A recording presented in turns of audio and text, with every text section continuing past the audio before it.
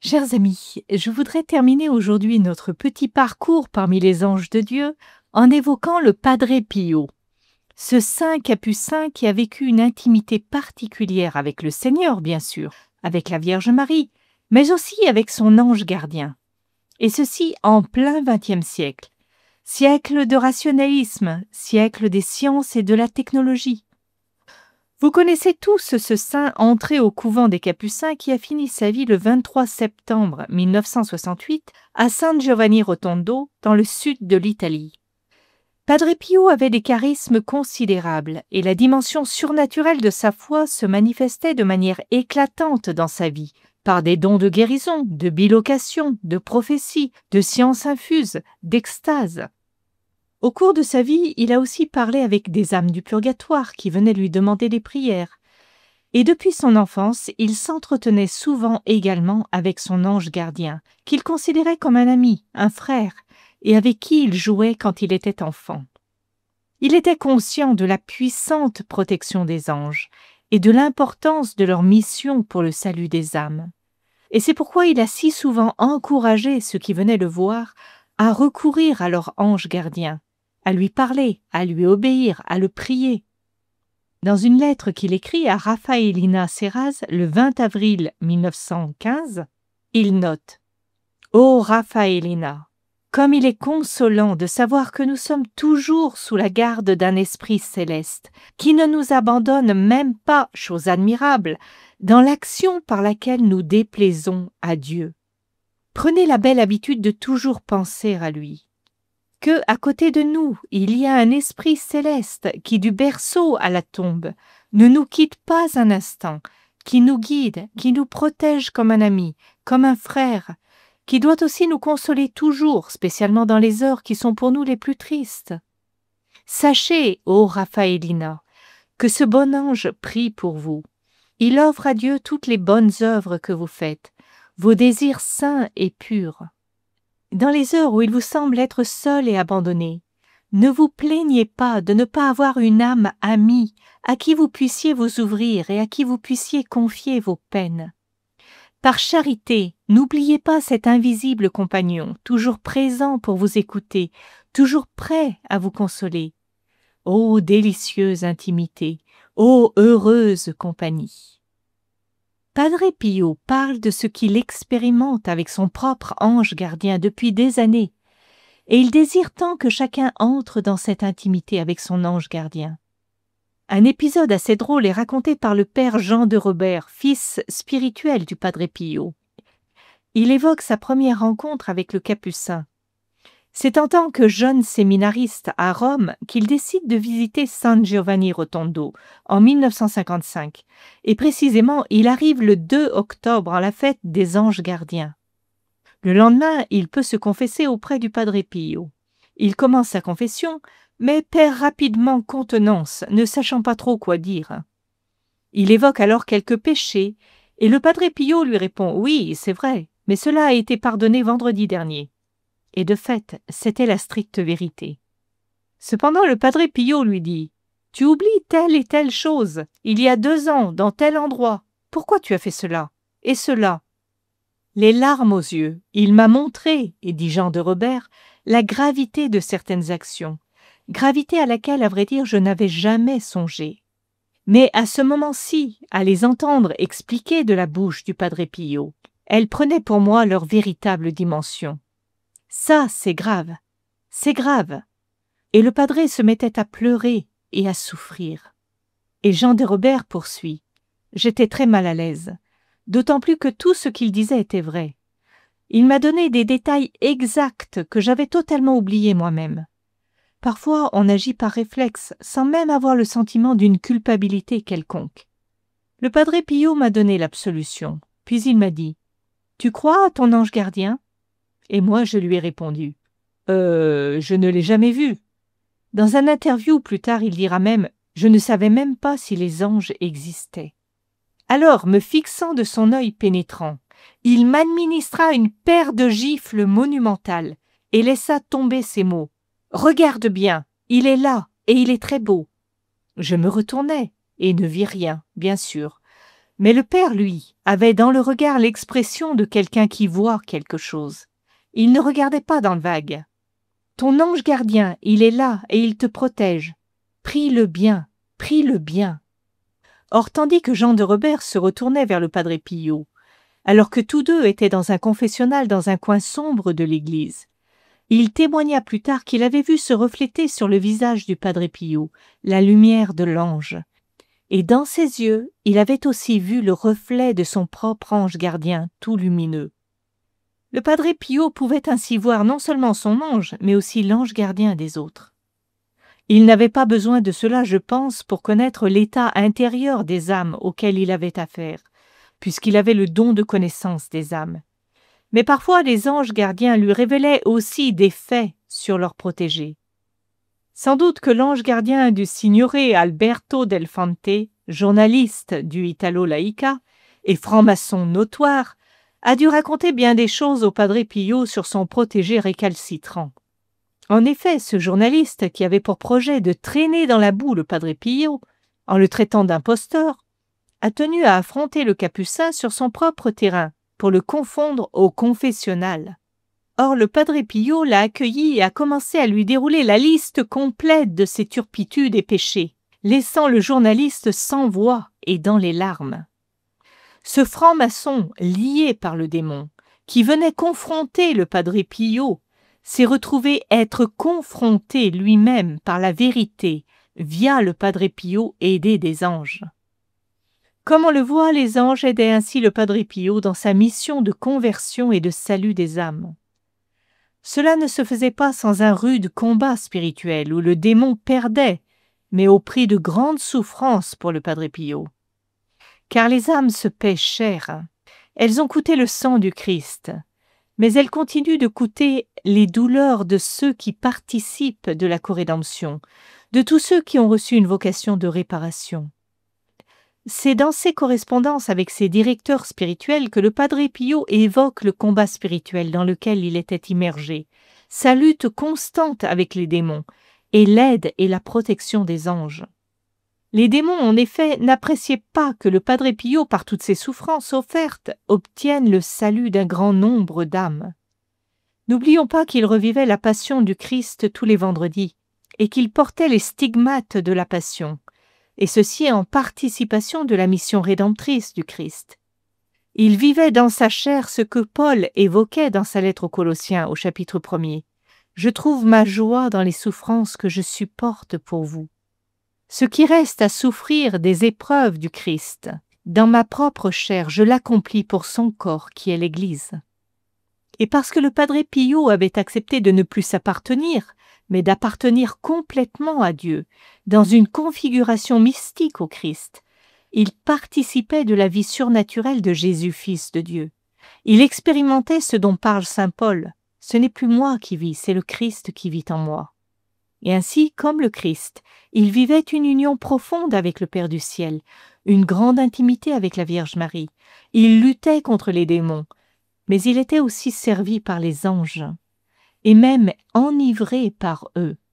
Padre Pio écrit à son confesseur « Les créatures célestes ne cessent de me rendre visite et de me faire goûter à l'ivresse des bienheureux. » Cette intimité avec les anges a pu laisser dubitatifs ceux qui l'entouraient, y compris dans l'Église et dans son propre couvent.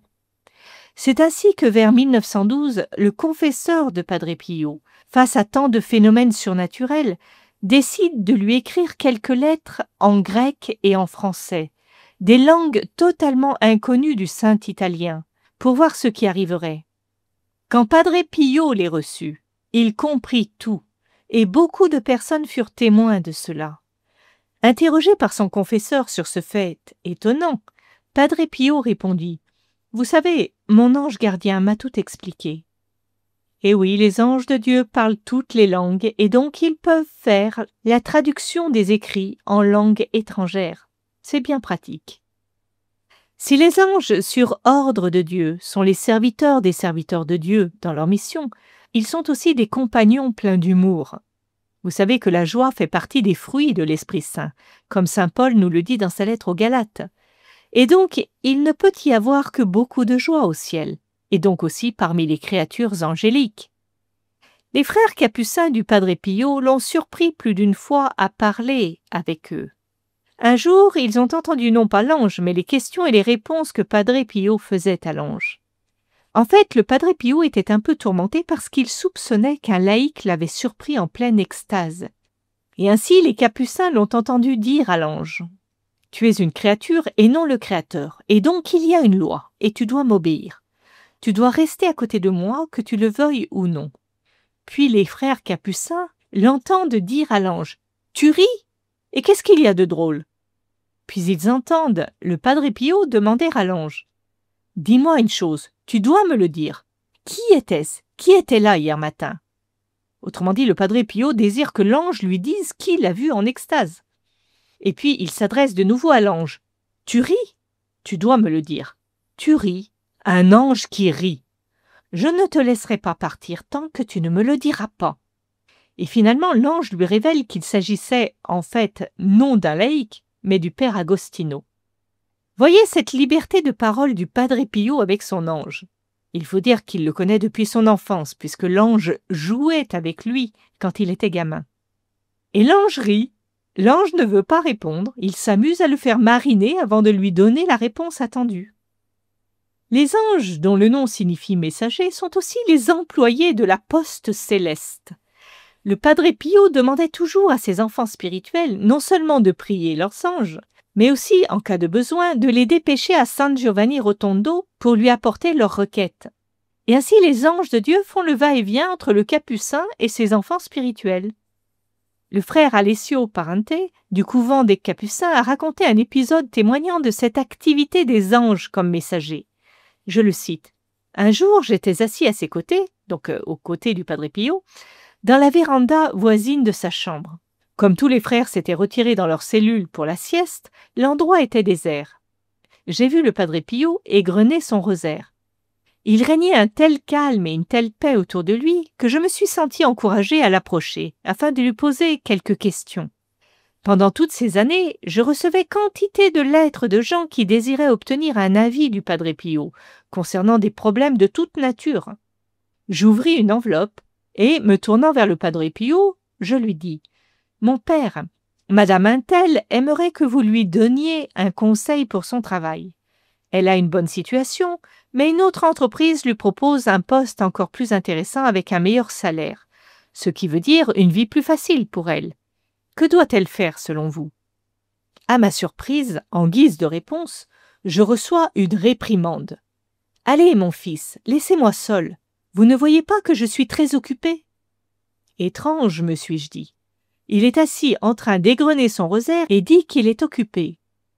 Pendant que je demeurais totalement silencieux, en pensant qu'il n'était pas vraiment occupé, Padre Pio se retourna vers moi et dit « Vous ne voyez pas tous ces anges gardiens allant et venant de mes enfants spirituels m'apportant leur message ?» Pas vraiment surpris, je lui ai répondu « Mon père, je n'ai jamais vu un seul ange gardien, mais je vous crois, parce que vous ne cessez de dire chaque jour aux gens de vous envoyer les leurs. » Les exemples de synchronicité d'anges allant et venant sont légion dans la vie de Saint Padre Pio. Par exemple, l'un de ses enfants spirituels, le gentleman britannique Cecil Humphrey Smith, eut un grave accident de voiture en Italie. Et voyant son état, l'un de ses proches se rendit au bureau de poste pour envoyer un télégramme au Padre Pio, lui demandant des prières pour sa guérison rapide. Après avoir rempli le formulaire, l'homme le tendit au télégraphiste pour expédition. Mais en le lisant, le fonctionnaire lui remit aussitôt un télégramme, envoyé par le Padre Pio et adressé à Cecil Humphrey Smith, dans lequel il l'assurait de ses prières pour son rétablissement. Comme quoi, la poste du ciel est bien plus rapide que la poste de la terre. Elle la devance de manière très efficace. Un jour, un homme, Franco Risson, demanda au Padre Pio s'il entendait vraiment ce qu'il lui envoyait par l'entremise de son ange gardien. Le capucin le regarda et lui dit « Tu crois que je suis sourd ?» Eh oui, ce qui nous semble étrange à nous apparaît comme une évidence pour le Padre Pio, habitué à vivre dans cette communion permanente avec le ciel. Cependant, nous, à notre petite mesure, Même si nous ne voyons pas nos anges gardiens, mais que nous les prions, nous pouvons expérimenter ces coïncidences angéliques, ces secours inespérés, ces situations difficiles qui se résolvent de manière étonnante, ces perceptions spirituelles qui nous avertissent des souffrances de nos proches et nous font prier pour eux. Ne mettons pas trop vite cela sur le compte du hasard. Notre ange peut en effet nous souffler à l'oreille d'une manière très discrète, si discrète que nous pourrions penser que cela vient de nous, des pensées, des suggestions, des mises en garde, autant d'expressions de la protection bienveillante de ces êtres spirituels à qui nous avons été confiés par la bonté de Dieu. En tous les cas, le Padre Pio comptait, lui, sur la protection de son ange gardien quand il était dans la tourmente, et particulièrement quand les démons se ruaient sur lui pour le battre. Seulement, l'ange agit sur l'ordre de Dieu avant d'obéir au Padre Pio, et donc, parfois, il laissait le capucin en proie à la douleur et au combat pour lui laisser le mérite de sa participation à la croix du Christ et à la fécondité pour le salut des âmes qui en découlent. Une nuit que le démon avait été d'une particulière brutalité avec lui, et que le Padre Pio avait invoqué son ange gardien sans que celui-ci daigne répondre à ses appels, le Padre Pio avait été furieux et s'était emporté contre lui quand sur le matin il était revenu. Le capucin raconta sa mésaventure à son directeur spirituel dans une lettre datée du 5 novembre 1912. « Je le grondais sévèrement de s'être fait attendre aussi longtemps, alors que je n'avais pas cessé de l'appeler au secours. Pour le punir, je ne voulais pas le regarder en face. Je voulais m'en aller, je voulais le fuir. Mais lui, le pauvre, me rejoignit presque en pleurs. Il me saisit jusqu'à ce que je lève les yeux. Je le regardais en face et le trouvais très fâché. Et voici ce qu'il me dit. « Je suis toujours près de toi, mon cher petit. Je t'entoure toujours avec l'affection qu'a fait naître ta reconnaissance envers le bien-aimé de ton cœur. Cette affection que j'ai pour toi ne s'éteindra même pas avec ta vie. Je sais bien que ton cœur généreux bat toujours pour notre bien-aimé commun. » Et l'ange lui explique alors que Dieu voudrait bien le prendre près de lui, comme le Padre Pio le désire, mais que sa providence veut qu'il reste encore ici-bas, car sa mission n'est point terminée. Non seulement le Padre Pio était en butte au cou des démons, mais aussi à leurs tentations d'orgueil, de vanité et d'autres. Le Padre Pio écrit « Pour être victorieux de toutes ces tentations, il faut absolument tenir son regard fixé sur l'humanité de Jésus. Jésus, sa mère bien-aimée, le petit ange, avec tous les autres, m'encourage et ne cesse de me répéter que la victime, pour être telle, doit verser tout son sang. » Si le Padre Pio souffrait beaucoup, il était aussi grandement consolé par l'amour de Dieu. Il écrit le 3 décembre 1912 au Père Agostino « Je voudrais, ne fût-ce qu'un instant, vous découvrir ma poitrine pour vous faire voir la plaie que le très doux Jésus a ouvert avec amour dans mon cœur. Il me demande en retour seulement l'amour. Il est devenu tellement amoureux de mon cœur qu'il me fait brûler tout entier de son feu divin, de son feu d'amour. Si Jésus nous rend si heureux sur terre, que sera-ce dans le ciel ?» Et Padre Pio continue en disant « Je me demande parfois s'il existe des âmes qui ne sentent pas leur poitrine brûler du feu divin, spécialement lorsqu'elles se trouvent devant lui au Saint-Sacrement. À moi, cela me semble impossible. J'ai tant de confiance en Jésus que même si je voyais l'enfer ouvert devant moi, et si je me trouvais au bord de l'abîme, je ne perdrais pas espoir, je me confierais à lui. Qui peut savoir combien de fois, s'il ne m'avait pas tendu la main, ma foi aurait vacillé, mon espérance, ma charité se seraient affaiblies, mon intelligence se serait obscurcie, si Jésus, l'éternel soleil, ne l'avait pas illuminé. » Le 5 août 1918, le Padre Pio reçoit cette grâce étonnante qu'on appelle la transverbération. Le saint explique qu'une créature mystérieuse était apparue devant lui, lui transperçant l'âme avec une lance très fine. Dans l'histoire de l'Église, d'autres saints ont fait cette expérience spirituelle, dont la plus connue est sainte Thérèse d'Avila. Cette grande sainte racontait qu'elle avait vu un bel ange tenant un long dard doré avec une sorte de feu sur la pointe, qui le lui avait planté dans le cœur puis retiré.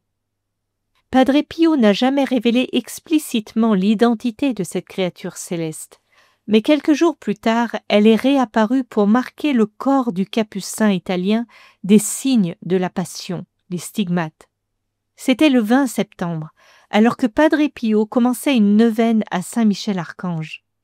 Nombreux sont ceux qui pensent que ce personnage mystérieux était Saint Michel-Archange. L'amour de Dieu se mêle à une blessure si intense que Padre Pio vit une sorte de martyre continuel. Il peut dire avec saint Paul, dans sa lettre aux Galates, « Avec le Christ, je suis fixé à la croix.